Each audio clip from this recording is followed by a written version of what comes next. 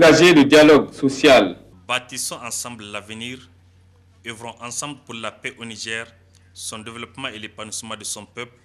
C'est l'idéal de feu Ibrahim Baré Ménessara, né en 1949 à Maradi, originaire de Douméga et disparu de manière tragique le 9 avril 1999. Un idéal qui le place au-dessus de la mêlée. Grand homme d'État, épris de paix et de justice, imbu du sens de la mesure et de hauteur d'esprit, Baré est resté un exemple à tout point de vue. Ancien aide de camp de Feu-Kountié, ancien commandant de la garde présidentielle de Feu-Kountié, grande carrière d'officier militaire, ancien ministre, ancien ambassadeur, toujours à son actif, une licence en droit et premier magistrat du Niger sous la 4e République. En très peu de temps, après 38 mois de pouvoir, l'homme a vite marqué de son empreinte l'histoire sociopolitique et économique du Niger. Il a été un acteur incontournable dans le retour de la paix, c'est-à-dire la signature des différents accords de paix. Au plan des mesures économiques et sociales en termes de remise au travail des Nigériens, en termes d'assainissement des finances publiques, de relance économique, de privatisation, le président Baré a pris tout sur lui. Il a pensé qu'il était aussi important de préparer l'armée de demain,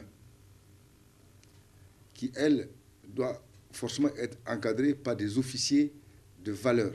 Le président Ibrahim était convaincu qu'il fallait absolument aller vers la modernité du peuple nigérien. Je retiens du président Baré,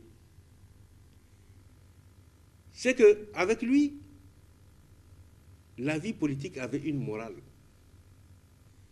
Dans le cadre de la gestion du pouvoir, il a voulu instaurer une morale. Et ça, c'est très important. Le président Baré, ne l'oublierons pas, c'est quand même celui qui a relancé la formation et l'éducation au Niger. Le président Baré a réalisé un des vœux chers de beaucoup de Nigériens. C'est celui de voir des élèves militaires nigériens formés au Niger. Personnalité simple et affable, nationaliste et humaniste, 7 ans après sa mort, jamais son image n'a quitté ses proches et au-delà les Nigériens. Le 27 janvier 1996, je me rappelle, et de manière très présente dans la tête, quand Ibrahim disait et il ne cessait de répéter, d'accord, c'était un coup d'État. Moi, le souci, ce n'était pas de diriger ce coup d'État contre X ou Y. C'était une situation qui présentait une menace réelle pour le devenir de notre pays. Je dis et j'insiste, lors de cet événement, il ne faudrait pas qu'il y ait de morts. C'est un nationaliste qui aime beaucoup le Niger et le peuple nigérien. Il a voulu, au-delà de tous les clivages politiques, ethniques et autres, rassembler les Nigériens autour d'un seul idéal. J'aime beaucoup le président Baré, mort ou vivant. Je l'aime beaucoup, beaucoup et beaucoup. Et je serai toujours aux côtés de ceux qui font le combat pour pouvoir conserver, magnifier et faire grandir la mémoire du président Ibrahim Baré Ménessara. J'estime que l'assassinat de Baré est une perte immense pour le Niger. La première des choses dont on doit retenir de Ibrahim, c'est que je ne lui connais pas des ennemis. C'est peut-être extraordinaire de le dire. Aujourd'hui, le témoignage de Baré, je l'entends plutôt dans la rue. Et ça me réconforte de l'entendre du citoyen lambda. C'est un grand homme. C'est un grand homme pour diverses raisons. D'abord, humainement, je dois avouer qu'il est rare de trouver des hommes de son étoffe. Parce qu'il est d'une simplicité formidable. 30 minutes avant sa mort, avec un des conseillers actuels du Premier ministre, M. Sanou Joseph, on était pratiquement les deux conseillers à être reçu. Presque debout, par rapport à un problème ponctuel, il nous disait « Je reviendrai certainement le soir et nous débattrons de ce problème ». C'est la dernière image que j'ai gardée de lui. Malgré sa main tendue, le régime de Faye Barré est marqué au plan national par une forte contestation, ce qui ne l'a pas empêché très vite de conquérir l'estime de la communauté internationale grâce à ses idées et à ses prises de position très courageuses. Imaginez un chef d'État qui envoie son parti politique et tous ceux qui l'ont apporté. Veille des élections de 7 février, fait adopter une loi qui limite l'âge de la retraite à 30 ans de carrière, 30 ans de service ou 50 ans d'âge. Il faut être le président Barré pour tout ici et maintenant dans un pays qui était presque en lambeaux au sortir de la conférence nationale après les premières élections de 1993 pour lancer avec courage la politique de privatisation. Le président Barré, ne l'oublions pas, a déployé une diplomatie au niveau mondial, au point où, dans un premier temps, il a fait reconnaître la Chine populaire. Homme de terrain, Faye Barré était sur tous les fronts, particulièrement pendant les moments difficiles, pour apporter soutien et réconfort moral à son peuple. Le feu Ibrahim aime les choses bien faites et il aime bien faire les choses. Et c'est pourquoi, par moments, on le voit même quitter son escalier de responsabilité pour aller plus bas, pour aider le subordonné à bien faire. Et je m'en souviens toujours de certaines visites, notamment la visite chez les étudiants, une image que j'avais vue hier à la télévision nationale, une image qui me fait vraiment plaisir. Je m'en souviens aussi de ses œuvres lors des visites à l'extérieur. Il quitte son fauteuil dans l'avion de l'avion, il vient, il discute avec les gens. Ça me plaît. C'est comme ça que je voudrais voir un homme politique. Nous sommes en début de l'année 1996. Moins de 3 années après la mise en place de l'institution de la Troisième République du Niger, le fiasco de la gestion gouvernementale de l'AFC et de la majorité MNSD-PNDS se précisait du jour au lendemain. Déjà en fin de l'année 1995, toutes les conditions politiques et sociales étaient réunies pour donner lieu à un blocage institutionnel au plus haut sommet de l'État. Le Niger expérimentait alors non seulement le régime présidentiel, mais aussi la cohabitation. Vite, la crise institutionnelle allait être personnifiée entre le président Mahamadou Ousmane et son premier ministre Hama Amadou. Le troisième larron de la guerre s'appelait Mahamadou Issoufou, alors président de l'Assemblée nationale. Dans l'imbroglio politique où il faisait son expérience de belligérant, le président Ousmane avait convaincu ses concitoyens de ce que son rapport politique intime avec son pays était loin d'être un sacerdoce, d'autant qu'il n'était pas moins complexé de la contingence événementielle qui le hissait au rang de premier président démocratiquement élu de la République du Niger, chef de l'État, premier magistrat du Niger, chef suprême des armées, président de la CDS Rama, président de tous les Nigériens, et que sais-je encore.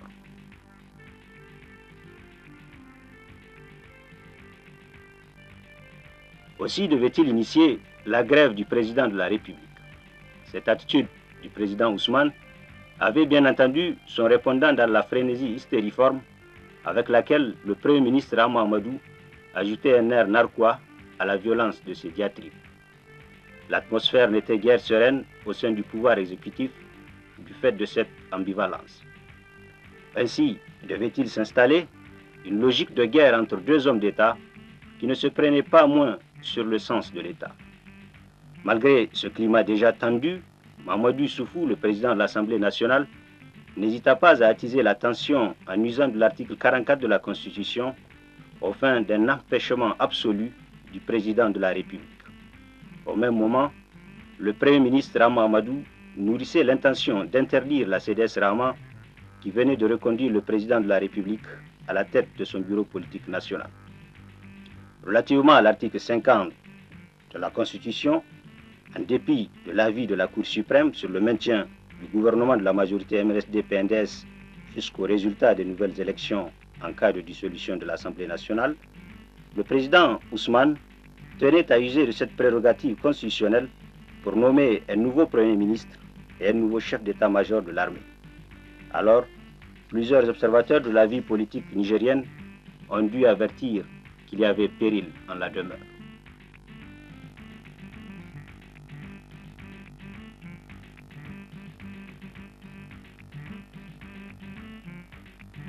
Le 27 janvier 1996, une action militaire dite de rectification va se faire le porte-voix d'un nouveau langage. Il devait s'agir pour le CSN et son président, le colonel Ibrahim Menassara Baré, de recréer la cohésion et la solidarité nationale dans un pays resté déchiré depuis la conférence nationale. De refaire la paix au bénéfice des Niger alors installés dans une logique de foisonnement et d'affirmation des rébellions et des banditismes armés. De dépolitiser l'administration infestée par les nominations partisanes et accablée par l'exclusion des cadres opérés dans le contexte de la Troisième République. De refonder l'unité nationale mise à rude épreuve par l'existence de plusieurs forces centrifuges et de ressusciter l'orgueil national en mettant l'accent sur le patriotisme et les vertus du travail. Ce sont là autant d'intérêts majeurs que d'objectifs nobles et d'actions louables qui devaient conférer tout son prestige à l'œuvre du général Baré et de la 4e République. Et les Nigériens peuvent encore garder en mémoire la main toujours tendue du général président à toutes les rébellions armées au Niger, à toute l'opposition politique à son régime, à tous ceux qui voulaient aider l'État nigérien à sortir des sentiers battus.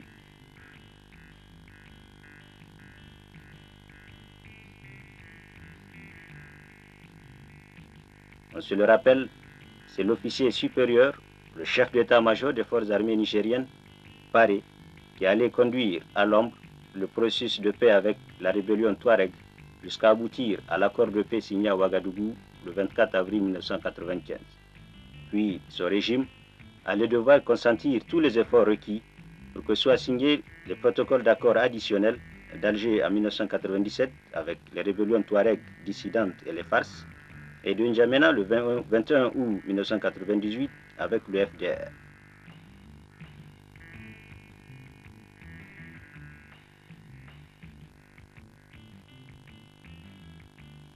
Tous les accords de paix portaient sur 4 engagements majeurs, à savoir la décentralisation, la gestion de la sécurité dans les zones touchées par les conflits, le développement des régions affectées par le conflit armé et l'intégration, la réinsertion socio-économique des ex-combattants et le retour des populations dans leurs régions qu'elles avaient alors désertées. Aussi, le président Baré persistait-il à croire qu'un accord avec l'opposition politique à son régime et l'organisation d'élections locales était indiqué pour asseoir définitivement la stabilité sociopolitique dont le Niger avait un si grand besoin. À cet effet, son régime a dû mettre en œuvre pas moins de 5 lois relatives à la décentralisation.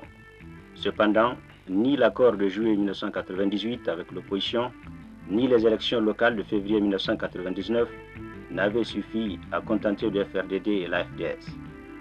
Le régime du président Baré a été aussi et sans doute austère, mais il l'était au plan économique, et l'austérité était d'autant nécessaire et recommandée qu'elle devait entraîner l'amorce du redressement économique. C'était dans un climat d'hostilité manifeste, soutenu par certaines forces sociales et par l'opposition politique, que le pragmatisme et l'efficacité caractéristiques du régime Baré allaient lui commander d'engager des réformes structurelles hardies pour réaliser son programme de relance économique et financière. À cette époque, l'on pouvait encore se souvenir de ce que, depuis 1983, aucune loi ne réglementait la gestion du trésor national.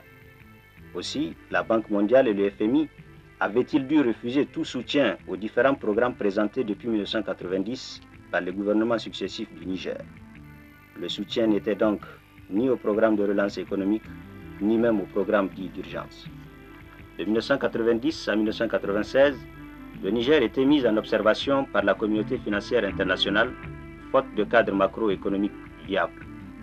La seule aide qui s'est ponctuellement manifestée était inscrite dans la parenthèse des crédits d'ajustement généreusement octroyés dans le cadre des programmes soutenant la dévaluation du franc CFA intervenu en janvier 1994.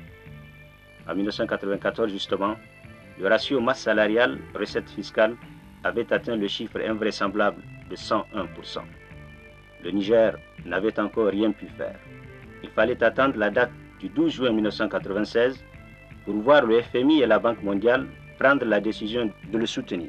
C'était certainement en reconnaissance des efforts engagés depuis 1995 et renforcés en 1996 par les décisions courageuses prises par le nouveau chef de l'État, le général Ibrahim Baré Menassara. Au nombre de ces décisions, il y avait d'abord la mise en œuvre de 2 réformes de base. Le réaménagement des dispositions du départ à la retraite des agents de la fonction publique et l'adoption des nouveaux statuts de la fonction publique où le mérite devait être retenu comme critère d'avancement. En matière de finances publiques, le principal problème déjà identifié était relatif aux arriérés de salaire. Le gouvernement nigérien, sous l'autorité du président Baré, en a fait une approche globale. Un plan d'apurement des arriérés a été mis en œuvre, couvrant un périmètre reconnu par la Banque mondiale de l'ordre de 115 milliards de francs CFA. Puis, en se refusant à gérer seulement le stock d'arriérés, le gouvernement de la 4e République a surtout évité d'en accumuler. C'était au prix du respect strict des procédures budgétaires et comptables. C'est dans cette optique d'ailleurs qu'il a été mis en place un groupe d'experts nigériens appelés affectueusement les orthodoxes pour conduire au plan financier organisationnel un audit général du Trésor public, pour arrêter les comptes de gestion du budget de 1986 à 1998 et pour adopter des lois de règlement en vue de régulariser les situations antérieures.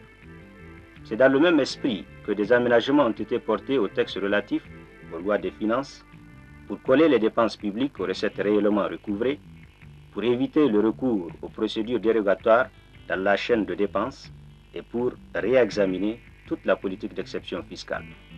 Et au bout de ces efforts, le résultat escompté n'a pas tardé à se faire sentir.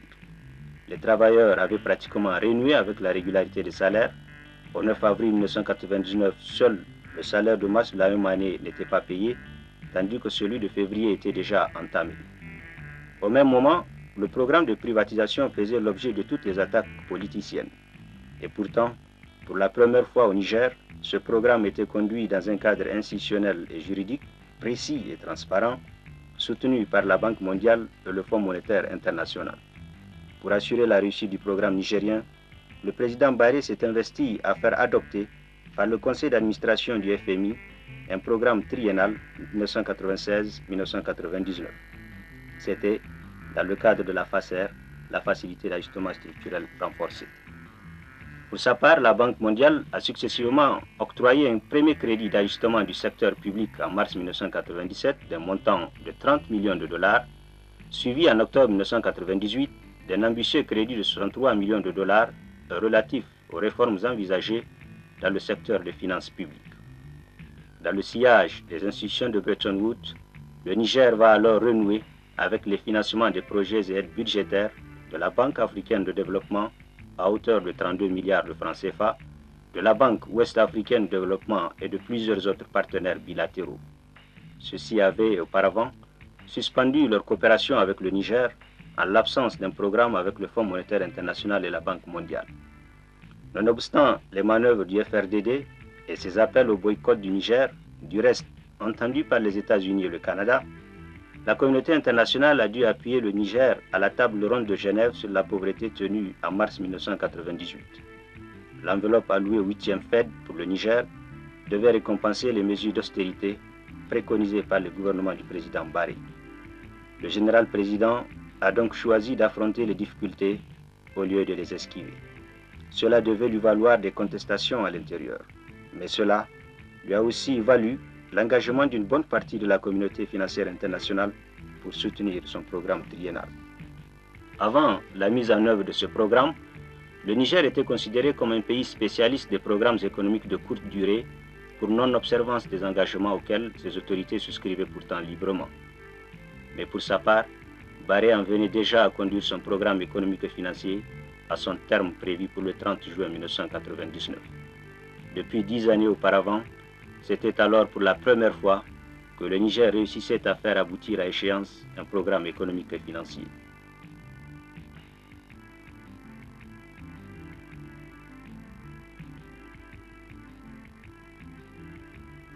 De mieux en mieux, les effets positifs de l'engagement de la communauté internationale en faveur du programme nigérien allaient pouvoir se manifester à travers son second programme dont les négociations étaient prévues pour se dérouler en fin juin 1999. Néanmoins, l'échéance n'a pu être de mise avant que ne naisse la Ve République. Il lui fallut attendre la fin de la transition politico-militaire du Conseil de réconciliation nationale pour que l'alliance MNSD-CDS, arrivée au pouvoir, bénéficie des retombées de l'allègement substantiel de la dette extérieure du Niger. C'est cela l'initiative en faveur des pays pauvres très endettés. C'est cela ce que l'on a cru devoir appeler le programme spécial du président de la République du Niger. C'est donc dans l'héritage de la 4e République, fruit de ces sacrifices, que les autorités actuelles de la 5e République ont trouvé un terrain déjà déblayé pour y asseoir le dit programme spécial.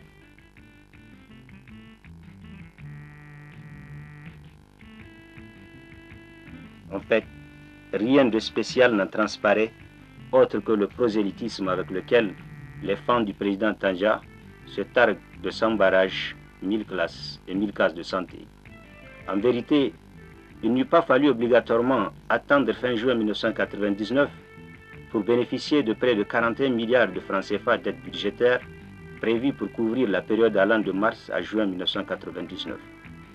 Pour le cas du Niger, déjà en mars de la même année, les conclusions de la toute dernière revue de la mission conjointe FMI, Banque mondiale et Banque africaine de développement se révélaient positives. Cette aide budgétaire, si elle en venait à être engrangée plus tôt, elle aurait représenté une véritable bouffée d'oxygène pour l'économie nationale et du coup contribué à détendre l'atmosphère sociale. Néanmoins, pour que cette situation puisse s'avérer, il lui fallut d'abord ne pas avoir affaire à une opposition politique éperdument dérangée et subversive. Il lui fallut ensuite ne pas avoir affaire à quelques hommes politiques envieux de la réussite économique de la 4e République. Il lui fallut enfin ne pas avoir affaire à la manipulation de certains hommes à la gâchette facile. Il lui fallut éviter l'assassinat politique prémédité du général président.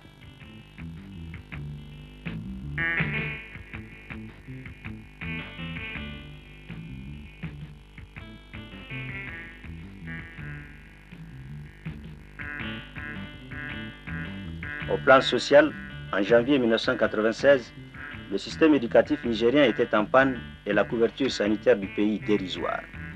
En 1999, l'école était de nouveau en marche et un grand nombre de médecins chinois et cubains offraient leurs services dans nos hôpitaux.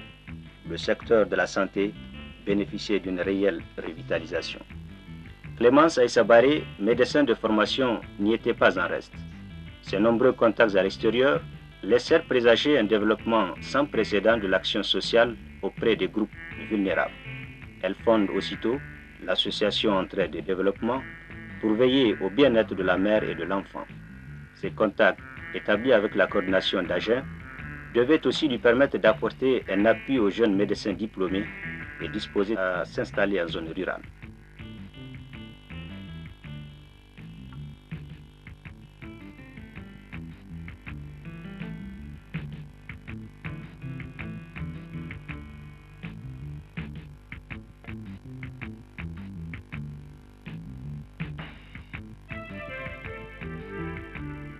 Au plan culturel, il est indéniable que toute la période qui a suivi la mort du président Kounché jusqu'à l'accession au pouvoir du Conseil de salut national était caractérisée par le laxisme dans la gestion des affaires de l'État, si ce n'était un abandon. Mais le renouveau de la culture et des arts se fera avec l'arrivée au pouvoir d'Ibrahim Ménessara Baré, avec l'avènement ensuite de la 4e République. Il se fera avec le FIMA, le Festival des musiques du Sahel, la Semaine des arts et de la musique traditionnelle, la redynamisation du mois du livre, l'intérêt ressuscité pour le prix Boubouama, l'aménagement urbain et l'esthétique des villes.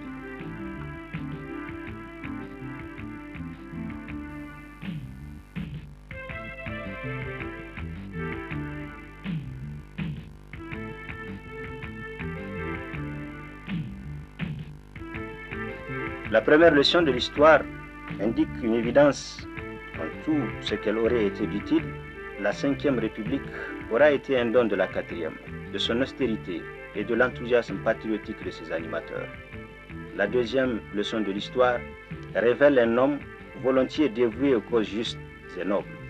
C'est là même que défendent les peuples du tiers-monde contre l'hégémonisme et l'injustice des nations plus puissantes. Il a le premier violé l'injuste embargo imposé au peuple libyen. Il s'est rendu à Chifa au Soudan pour y visiter les ruines de l'usine pharmaceutique bombardée par l'aviation américaine qui accusait alors le Soudan d'entretenir des relations avec le réseau Ben Laden. Et à l'occasion, le général Barré a exprimé sa compassion et sa solidarité et celle du Niger à Omar Hassan el-Béchir et au peuple soudanais. C'est aussi Barré qui a cru devoir réaliser son rêve de jeunesse à Cuba, le pays du leader Maximo, aux grandes dames du pays de l'oncle Sam.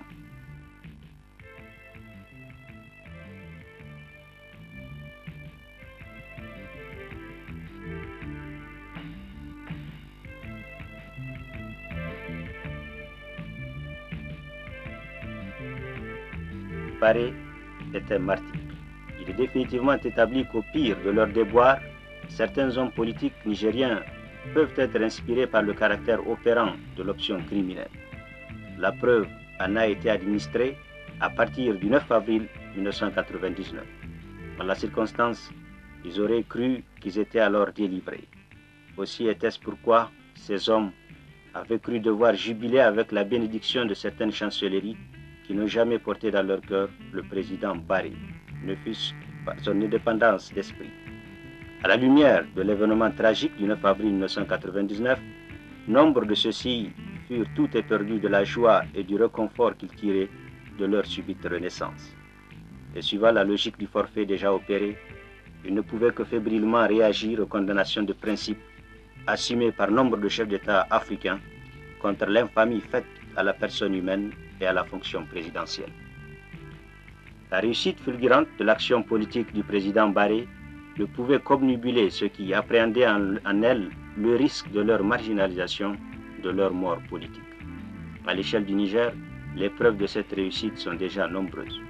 Au plan africain international, son approche du pouvoir et sa pratique de la politique ont très tôt fait ressortir à lui des qualités qui ont dénoté sa disposition à compatir au malheur des peuples et à œuvrer pour l'avènement de la paix partout où l'orgueil démesuré des princes a enflammé l'admirable quiétude des cités.